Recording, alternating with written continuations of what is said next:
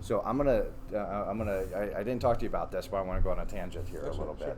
I know that we talked about this a couple weeks ago, and with recent news about Spider-Man coming back into the MCU. Oh yeah, thank God.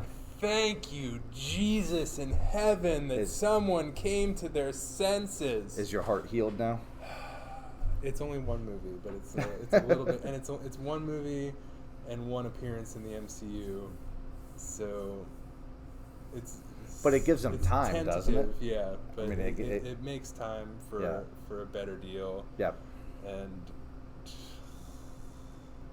yeah, you were the first person I thought of when I saw that, though. It was that they came to their senses is impressive. I completely agree. I think it's going to do nothing but wonders for Spider-Man. And like we talked before, I've grown to like this Spider-Man. I thought he was great. Yeah, Far From Home is great. Yeah.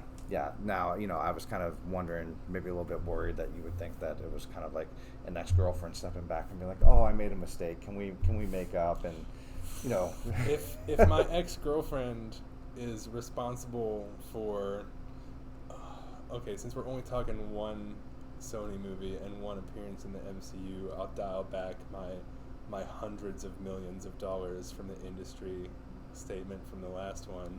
But if my ex-girlfriend is going to be responsible for an extra $75 to $80 million in the industry, it's my responsibility. You're going to welcome her back with open arms. It's my responsibility to take her back. I get it. Not just for me, but for everyone.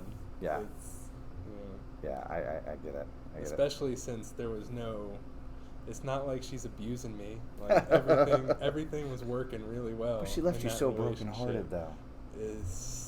She hurt you. She hurt you bad, Paul. My feelings are not that strong. Putting people out on the street.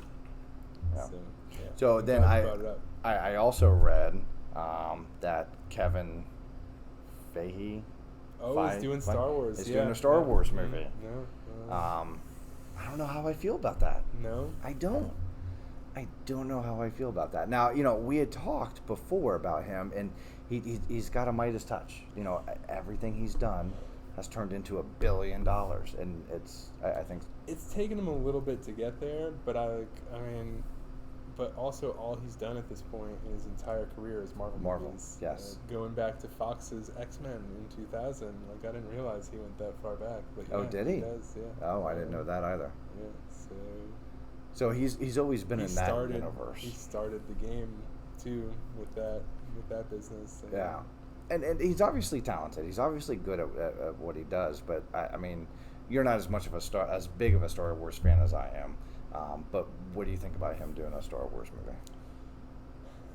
I'm all for it unless it's a case of he's going to start wearing himself thin at this point. But we're in the minority about The Last Jedi, right? I think we are. Yes. Yeah. Freaking love that. Oh, I thought it was great. I put it on. And we're probably going to get blasted for that, but I thought it was great. We'll see if anybody actually watches this far. We might. But I put that movie on, and I get verklempt. I tear up. It's sure, the casino stuff is stupid, but everything else about that movie is solid gold. It's so much fun, just from beginning to end. And in my opinion, that's what a Star Wars movie should be. Yeah. And I think it's going to matter a lot.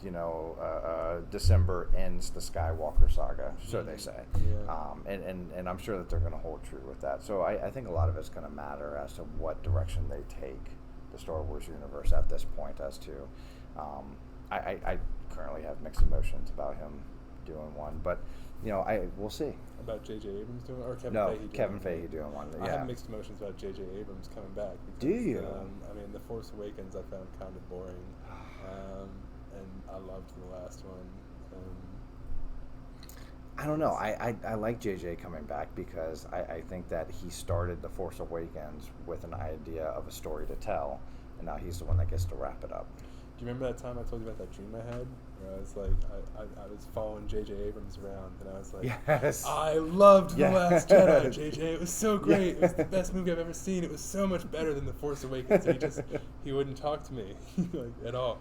He just kept his back turned. And then when I woke up, I realized, wait a minute, J.J. Abrams didn't make The Last Jedi. This all makes sense now. That's why I'm getting shunned. How do you feel about Mark Hamill not caring for the decisions they made with his character? It hurts. It hurts a little bit, but it's I don't know. It's hard. I think I'd have to see the movie. Oh, I'm talking about like in The Last Jedi. He was unhappy. Oh. The way he put it was like early on when they started, he had to go to the director and he was like, "Look, I fundamentally disagree with every decision you've made about this character, but this is my job. I'm an actor. It's my job to fulfill your vision." And I think for as much as I appreciate The Last Jedi, though, I have to respectfully agree to disagree with him. Yeah, I don't care one iota what he says. I mean, I'm we're sorry, talking about Chucky here, though. But I'm sorry that he feels let down for Yes. sure. Because I mean, obviously. I mean that's a role that he's grown up in. Yeah, but I freaking love that movie. I agree. How many times did you see it? Here? Anywhere. Oh. Not counting at home because that's probably going to be impossible. Okay. To count at this point, All right. but like in theaters. In theaters, it was 17 or 18 times. Yeah. Well, I take a vacation every year, and I just live here for a week. Yeah, that's intense. Yeah. Yeah. The Force Awakens was 13. I could easily watch that movie 17 or 18 times and probably still talk about it. Yeah. Gorgeous movie. That scene at the end with the white sand that turns. No, I agree. And So, I'm sorry. Go ahead.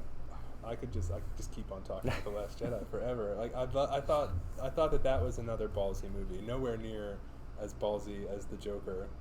But Yeah. I mean, you had all these fanboys, and I think this is probably part of the reason that they're so upset.